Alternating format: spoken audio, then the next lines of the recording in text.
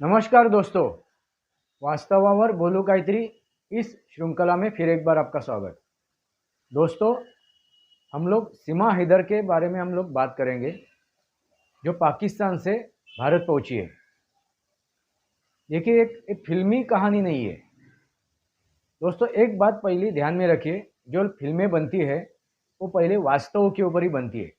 जो घटित होता है वास्तव में है, उसमें अतिशयोक्ति हो सकती है, कुछ ज़्यादा मसाला डाल सकते हैं हम लोग, कुछ उसको चटपटा कर सकते हैं, मगर वो वास्तव में हो सकता है। ऐसे ही चीज़ें के ऊपर, ऐसे ही बातों के ऊपर, ऐसी ही कहानी के ऊपर फिल्में बनती है।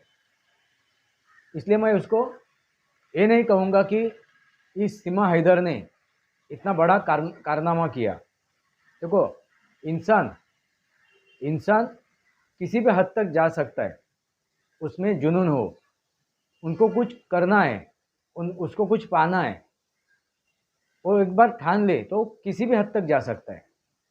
इसलिए जो कहानी सीमा बता रही है कि मैं सचिन के प्यार में भारत पहुंची, मैं समझ सकता हूँ उसको कि उसका प्यार इतना उमड़ आया कि वो सब हदें पार करके भारत पहुंची, और वो भी कानून को बिना कानून तोड़ के, यानी कानून को उसने कचरे की डिब्बे में डाला, ऐसा ही आप कह सकते हैं। दोस्तों, ये हो सकता है, आम आदमी एक कर सकता है। वो कैसे आई, आपको कहानी तो मालूम है पूरी, तो भी एक बार मैं बता देता हूँ। वो पाकिस्तान से निकली, दुबई गई, और दुबई से नेपाल आई, नेपाल से अपने देश में आई, भारत में आई, और वो भी अपने बच्चों के साथ। वो पागल हुई थी अपने प्यार के लिए, और वो भारत पहुंची, वो सचिन के पास। जो उसका प्यार है सचिन, अपने देश का एक लड़का, एक युवक सचिन, उसके लिए वो पागल होके भारत पहुंची। मगर वो करते वक्त उसका पागलपन कब चालू हुआ? 1 साल पहले, ऐसा उसका कहना है, पबजी खेलते खेलते। हो सकता है दोस्तों, वो जो भी कुछ कह रही है वो हो सकता है, मगर इस कहानी का मैं उसको झुटला नहीं सकता हूँ। एक ये जो कहानी वो सीमा इधर बता रही है, उसको मैं झुटला नहीं रहा हूँ। हो सकती है, मगर मगर हम लोग उसकी उस कहानी का दूसरा पहलू, दूसरा स्वरूप देखने जाए, क्योंकि अपने देश की सुरक्षा, अपने देश की सुरक्षा खंडित हो सकती है, बाधित हो सकती है। इसलिए हमें दूसरा भी पहलू देखना जरूरी है। दूसरी भी उसकी जो बाजू है, वो साइड है, वो देखनी जरूरी है इस कहानी की। दोस्तों, उसके ऊपर मैं आपको आपका लक्ष्य केंद्रित करना चाहता हूँ। देखिए दोस्तों, सीमा हैदर बोलती है कि मैंने पबजी खेलते खेलते यहाँ पे पहुंची। वो अंग्रेजी अच्छी बोलती है, हिंदी अच्छी बोलती है, और उसको भारतीय कैसा पहनावा है, क्या रीति रिवाज है, काफ़ी कुछ मालूम है।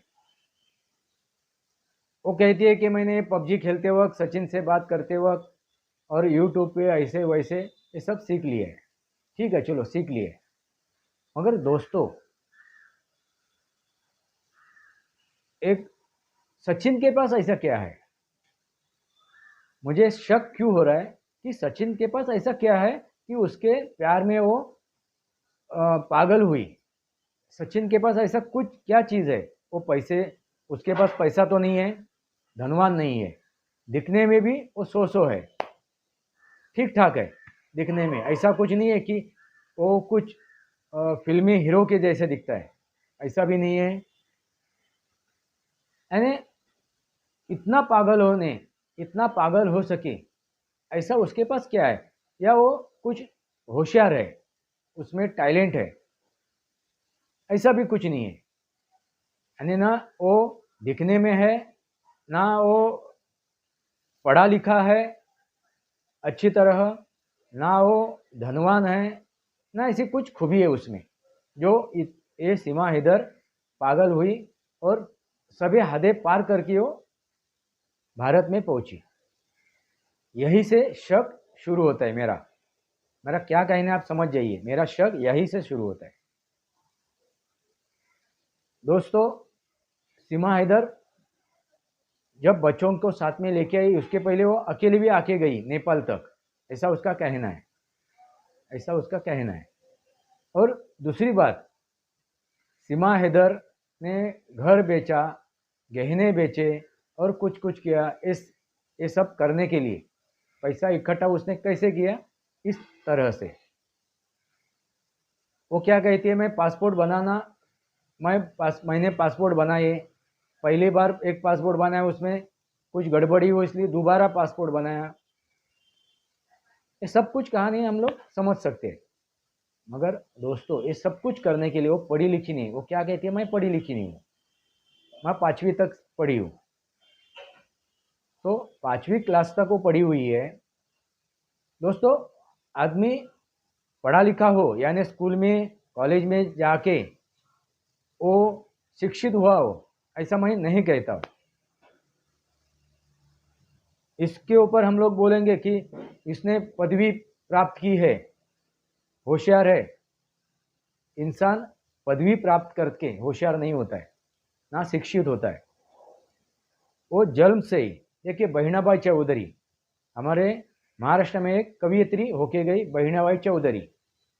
वो स्कूल में गई नहीं, उन्होंने स्कूल का स्कूल की जो ये क्या बोलते हैं उसको, दहलीज, स्कूल की दहलीज उन्होंने लांधी ही नहीं। उन्होंने अपनी स्कूल की दहलीज लांधी भी नहीं। तो भी उन्होंने इंसान के ऊपर और नेचर के ऊपर, पर्यावरण के ऊपर, सृष्टि के ऊपर कविताएं लिखी। इसका मतलब क्या है? ज्ञान ज्ञान पाने के लिए स्कूल में जाना चाहिए ऐसा जरूरी भी नहीं है। वो बचपन से ही उसको जिज्ञासा होनी चाहिए, उसके बारे में उसको कुछ पाना है, कुछ अपने को कुछ साध्य करना है, ऐसा उसके दिल में होना जरूरी है। तो ही वो कुछ पा सकती है, वो ज्ञान पा सकते हैं। दोस्तों, मैं क्या कह रहा हूँ समझ जाइए। दोस्तों, ज्ञान प्राप्त करने का जज्बा होना तो कोई भी इंसान ज्ञान प्राप्त कर सकता है, भले वो स्कूल में नहीं जाए, भले वो स्कूल में नहीं जाए, वो ज्ञान प्राप्त कर सकता है। दोस्तों, एक बार हम लोग मान भी लेते हैं कि वो जैसी बहिणाबाई चौधरी है, उसके जैसे वो ज्ञानी है, उसमें ज्ञान का भंडार है, बचपन से वो होशियार है। तो भी यहाँ पे जो सवाल खड़ा होता है वो है देश की सुरक्षा। और हम लोग देश की सुरक्षा के बारे में नज़रअंदाज नहीं कर सकते। देश के सुरक्षा के बारे में हम लोग नज़रअंदाज नहीं कर सकते। दोस्तों, एक औरत अपने बच्चों के समेत पाकिस्तान से कानून का उल्लंघन करके देश में दाखिल होती है, ये भी कोई छोटी बात नहीं है। सुरक्षा भेद के ही आ गई ना वो अंदर, सुरक्षा भेद के वो अंदर आ गई। यही पहली चीज़ है, ये गौर करने की चीज़ है, पहली है। दूसरी चीज़ है, वो जिस लहजे से बात करती है, जिस अंदाज से वो बात करती है, अंग्रेजी में, हिंदी में, वो ऐसा नहीं कि भाई वो 1 साल में वो क्या बोलती है, मैं पबजी खेलते खेलते सीखी है। इतनी होशियार ओ हो, 1 साल में उसने इतना सब अंदाज सीखा और इतनी तैयार हुई, नहीं हो सकता,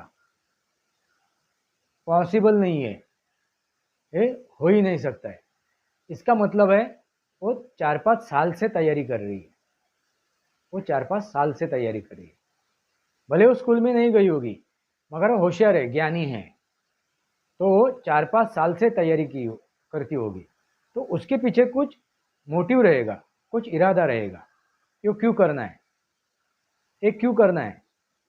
देखिए, ये जो सचिन है ना वो पढ़ा लिखा है, ना वो देखने में कुछ हीरो जैसा है, सुंदर दिखता है, कुछ ऐसा राज रजवाड़ों के जैसा दिखता है, ऐसा तो नहीं है। ना उसके पास पैसा है, ना खानदानी रईस है, ना कुछ है।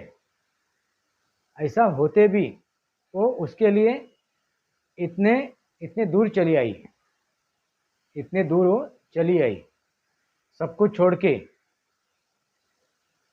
तो इसके ऊपर गौर करना जरूरी है दोस्तों। तो इसका इरादा क्या है? इतनी अच्छी वो अंग्रेजी बोलना क्यों सीखी? इतनी अच्छी वो हिंदी बोलना क्यों सीखी? भारतीय संस्कृति के ऊपर उसने गौर क्यों किया? उसके जो तौर तरीके हैं वो क्यों सीखे? उसके पीछे कुछ एजेंडा है, कुछ उसका धोरण होगा। तो ऐसा तो सचिन के लिए ये जरूरी नहीं था ना, ये जरूरी नहीं था कि सचिन अच्छी तरह बोलता है, अच्छी तरह बात करता है। उसकी हिंदी भी आप देख लीजिए, उसकी अंग्रेजी भी देख लीजिए। समझो उसके जगह अच्छा खासा पढ़ा लिखा इंसान है, अंग्रेजी अच्छा बोलता है, हिंदी अच्छा बोलता है, तो एक समझ सकते हैं हम लोग। तो हम लोग समझ सकते हैं कि इसने उसके ऊपर एक करके वो भारत आई हुई है, इस देश में उसको उसके लिए आई हुई है तो तैयारी करके। मगर ऐसा तो सचिन के पास कुछ नहीं है, तो उसका इतना अपने ऊपर ये करना, अपनी तैयारी करना जायज़ नहीं है, ज़रूरत नहीं है। बिना ज़रूरत कोई कुछ नहीं करता है दोस्तों, समझ जाइए मैं क्या बात कर रहा हूँ। बिना ज़रूरत उसको इतना ही सीखना था, तो 5वीं छोड़ के वो 10वीं तक क्यों नहीं गई? 10वीं छोड़ के 10वीं के बाद वो ग्रेजुएशन क्यों नहीं किया उसने? इतना उसको ज्ञान में क्या है, इंटरेस्ट है तो। मगर ये जो वो कर रही है, इसने जो किया है, उसके पीछे कोई मोटिव था। फिर वो मोटिव क्या है, उसका रीज़न क्या है, ये समझना भी जरूरी है। और मैंने क्या बात की, ये 1-2 साल में नहीं कर सकते, एक आध साल में। उस क्या बोले कि 1 साल हम लोग एक दूसरे से चैट कर रहे थे, बात कर रहे थे, पबजी के ऊपर खेल रहे थे, और मैंने सब कुछ सीखा, उसके प्यार में पड़ी, और सब कुछ छोड़ के मैं भारत में आ पहुंची। इस ये हजम नहीं होता है।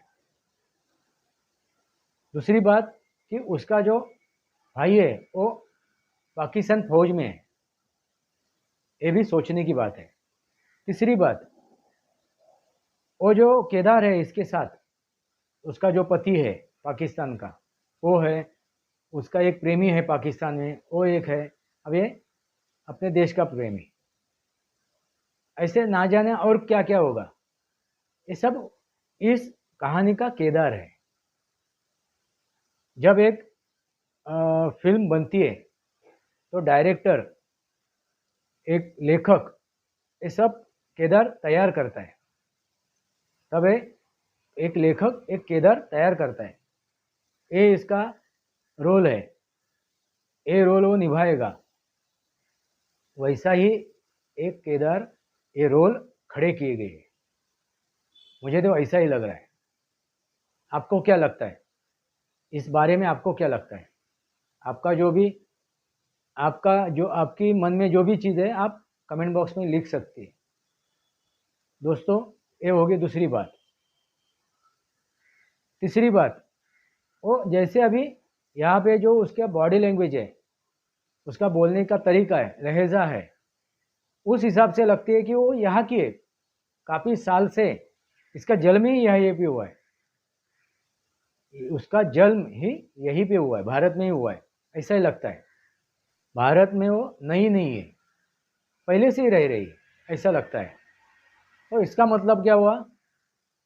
इसका मतलब ये हुआ कि वो पहले से ही यहाँ पे आके गई होगी, उसने सब मुआयना किया होगा। और मुंह छुपाने के लिए कोई बड़ी बात नहीं है। एक तो मुस्लिम है, वो बुर्का पहन सकती है, और आज के तारीख में वो अपना मुंह दिखा रही है। मगर उस वक्त में जब 2-4 बार भारत में आके गई होगी, तब उसने मुंह छुपाया होगा, सीधी बात है। वो किसके नज़र में आई नहीं होगी। क्यों? क्योंकि जब रेकी की जाती है, जब जांच पड़ताल की जाती है, तब ऐसे ही बात की जाती है, छुपे छुपे, छुपे छुपे, छुपे छुपते। दोस्तों, ये भी बात गौर करने के लायक है। एक एक मुद्दे मैं आपके सामने रख रहा हूं। मैंने पहली बात की कि सचिन ना धनवान है, ना उसके पास पैसा है, अच्छी खासी नौकरी है, वहाँ पे वो लाखों रुपया कमा रहा है, ना वो दिखने में हीरो जैसा है, ना उसमें कुछ टैलेंट है, वो कुछ होशियारी है, कुछ है, तो उसके ऊपर अपनी जान निछावर करके वो इतना बड़ा कदम उठा सकती है, ऐसा तो कुछ नहीं है। सब कुछ छोड़ के एक देश लांझ के वो आई है दोस्तों। और एक एक सामान्य स्त्री या सामान्य पुरुष भी एक गांव से दूसरे गांव जाते वक्त भी 10 बार सोचता है, नए जगह पे जाते वक्त 10 बार सोचता है मैं कैसा जाऊँ, क्या जाऊँ, वहाँ पे क्या हो सकता है, क्या नहीं हो सकता है, 10 बार सोचता है। इतना कुछ ये नहीं था ना उसके सामने कि सचिन में कुछ तो है, वो जो सचिन है उसका जो प्यार है उसमें कुछ तो है। सचिन तेंदुलकर होता तो मैं समझ सकता भाई सचिन तेंदुलकर के लिए वो आई है, कुछ टैलेंट है उसमें, मगर ये जो सचिन है उसमें कुछ भी नहीं है, एक कुछ भी नहीं है। वो गंवार लगता है, जब बात करते वक्त तो गंवार लगता है, पढ़ा लिखा लगता ही नहीं है। और काम कहाँ पे कर रहा है? एक किराने दुकान पे काम कर रहा है, एक खाली एक दुकान पे काम कर रहा है, और उसकी तनख्वाह कितनी है? 10-15 हजार रुपये। और इतना बड़ा परिवार वो लेके आई हुई है, 4 बच्चे लेके आई हुई है। वो संभाल सकता है कि नहीं संभाल सकता है? दूसरी बात, उसका जो पहला पति है पाकिस्तान का, वो लाखों रुपया भेज रहा था। अभी आप एक सोचिए, वो क्या बोलती है कि उससे मेरा ये नहीं था, जम नहीं रहा था, उसके साथ मेरा कुछ ठीक नहीं था। दोस्तों, एक इंसान किसी इंसान को एक 1000-2000 रुपये भेजता है, बात समझ में आता है, लाखों रुपये भेज रहा है। क्यों भेजता है? तो विश्वास है, उसके ऊपर विश्वास है। विश्वास यानी प्यार, विश्वास यानी प्यार। तो उसने लाखों रुपए भेजा, यानी विश्वास, विश्वास रखे भेजा ना, यानी प्यार होने के वजह से भेजे है ना पैसे, इतने लाखों रुपए भेजे।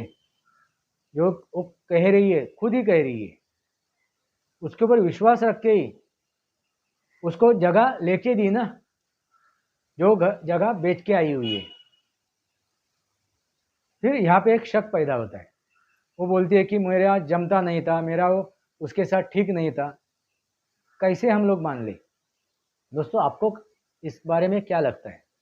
ये जो मैं सवाल खड़े कर रहा हूँ, ये जो मैं मुद्दे खड़े कर रहा हूँ, उसके ऊपर बारे में आपको क्या क्या लगता है? ये शातिर है, ये जो औरत है, ये जो सीमा हैदर है, शातिर है। जब बात करते वक्त उसका देखना, वो जब देखती है, बात करती है, उसकी बॉडी लैंग्वेज जो है, वो ऐसा लगता है कि वो कुछ दिल में है एक है और मुंह में एक है, जुबान पे एक है। ध्यान ध्यान से आप देख लीजिए, दिल में एक है और जुबान पे एक है, और रटी रटी हुई बात वो करती है। जो तैयारी करके आते हैं ना, रटी रटी हुई बात, क्या जरूरत है उसको? ये सब कुछ करके क्या जरूरत है? इसका मतलब उसको किसी ने भेजा है, किसी ने भेजा हुआ है। तो कौन भेज सकता है? सीधी बात है, पाकिस्तान। पाकिस्तान के जो खुफिया एजेंसी है वो उसको भेज सकती है। देश दोस्तों, इस देश में आज नरेंद्र मोदी आने के बाद जो एक एक चीज़ें घटित हो रही है, आने के रास्ते बंद हो चुके हैं, बावजूद ये लोग आ रहे हैं। देखो अतिरेकी बिंदास आ जाते थे, सबको मार के चले भी जाते थे, मगर आज वो उनको आने के लिए रास्ता ढूंढना पड़ रहा है, तो भी वो आ रहे हैं, तो भी वो आ रहे हैं। तो इसके पीछे क्या प्लान है?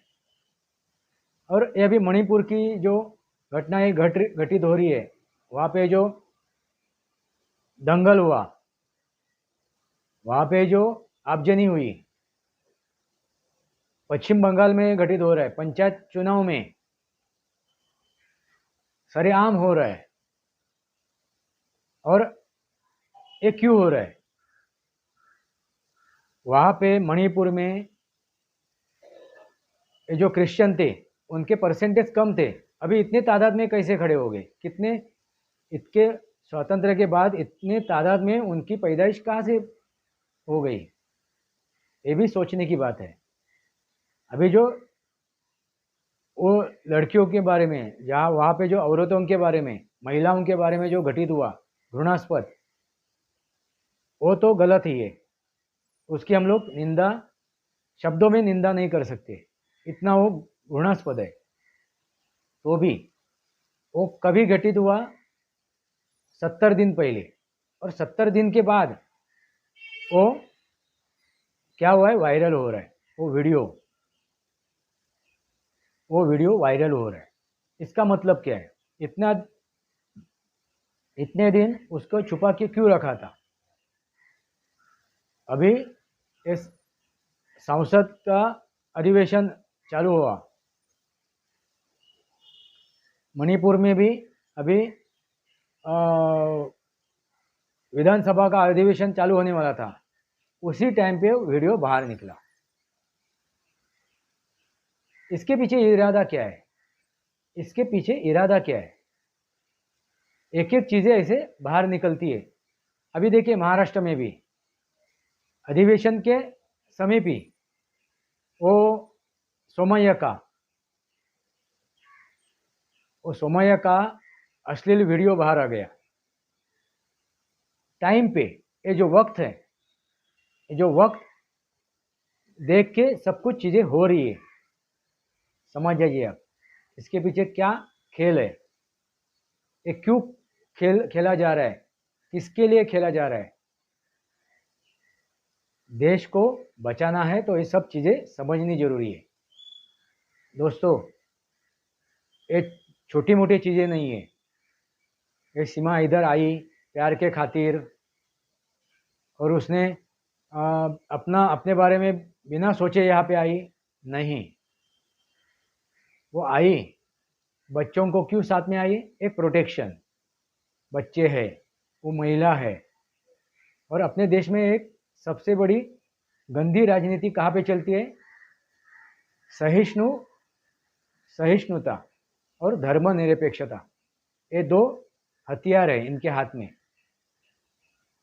ये जो एजेंडा चला रहे हैं ना देश के अगेंस्ट, उनके हाथ में हथियार है, और बराबर हर समय पे बराबर सही जगह पे यूज करते, ये भी जानना जरूरी है। तो सीमा हैदर कौन है? खुफिया एजेंसी ने उसको यहाँ पे भेजा है, नहीं भेजा है, वो जब जांच पड़ताल हो जाएगी तब पता चलेगा। अभी उसके बारे में कुछ डरने की जरूरत नहीं, सीमा हैदर के बारे में डरने की कोई भी जरूरत नहीं, क्योंकि अभी उसका भांडाफोड़ हो चुका है, वो दुनिया के सामने आ चुकी है, वो अभी कुछ नहीं कर पाएगी। फायदा अपने हिंदुस्तान को ही है। उसके जरिए पाकिस्तान के बारे में हम लोग सब कुछ जान सकते हैं, हम लोग जानकारी ले सकते हैं, भले हो है तो, मगर वो अभी कुछ नहीं कर पाएगी। मगर उसको कारागृह में डालना जरूरी है, और उस सचिन को भी, क्योंकि जो लोग ये सब कार्रवाई कर रहे हैं, ये सब कुकर्म कर रहे हैं, ये सब करने की कोशिश में हैं, वो भी आगाह हो जाएंगे, वो भी डर जाएंगे। तो कानूनन कार्रवाई होनी जरूरी है, ये सीमा हैदर के ऊपर और ये सचिन के ऊपर, क्योंकि अंदर जो बैठा हुआ है वो सचिन सही है नहीं है मालूम नहीं। मासूमियत हम लोग देखेंगे चेहरे के ऊपर, वो गरीब है, मासूम है नहीं, यहाँ पे मासूमियत नहीं है, यहाँ पे मासूमियत नहीं है। यहाँ पे क्या है? देश की सुरक्षा। यहाँ पे देश की सुरक्षा है, उसको मद्देनजर रख के कार्रवाई होनी जरूरी है। दोस्तों, आपको क्या लगता है, कार्रवाई होनी चाहिए या नहीं होनी चाहिए? ये छोटी बात नहीं है दोस्तों। ये जो षड्यंत्र शुरू है अपने देश के अगेंस्ट, हम लोग पहले से भुगत चुके हैं। काफ़ी साल हम लोगों ने पारतंत्र में निकाला है। स्वतंत्र भी अभी तक हम लोग हुए नहीं पूरे तरह से। आपको लगता है कि आप स्वतंत्र हुए पूरे तरह से? नहीं हुए दोस्तों। हमें खुद को स्वतंत्र करना है तो हर एक चीज़ के ऊपर गौर करना जरूरी है। जब उदी लगती है तो अंदर से लगती है और उस इमारत को खोखला करती है अंदर से, और जब हमें पता चले तब तक वो इमारत ढल जाती है, गिर जाती है, नेस्तनाबूद हो जाती है। ऐसा नहीं हो कि अंदर जो बैठे हुए अपने गद्दार और जो बाहर से आ रहे अपने शत्रु, उनको हम लोग जानने में कम पड़ जाएंगे, उसकी जांच पड़ताल करने में कम पड़ जाएंगे, तो हम लोग ये चीज़ अपने राष्ट्र को बचा नहीं सकते। पर हर एक नागरिक की जिम्मेदारी है अपने आजू बाजू में, अपने अगल बगल में ऐसे लोग हैं क्या नहीं है, हमें भी सतर्क रहना जरूरी है। हमें भी सतर्क रहना जरूरी है। वास्तव और बोलू गायत्री, इस मेरे चैनल को सब्सक्राइब कीजिए, बेल आइकन दबाइए, मेरे वीडियो शेयर कीजिए। मेरे वीडियो अच्छे लगे तो लाइक कीजिए। अपने बातें, अपनी सोच, अपने विचार कमेंट बॉक्स में लिखिए। आज के लिए इतना ही। भारत माता की जय। वंदे मातरम। जय भारत, जय महाराष्ट्र।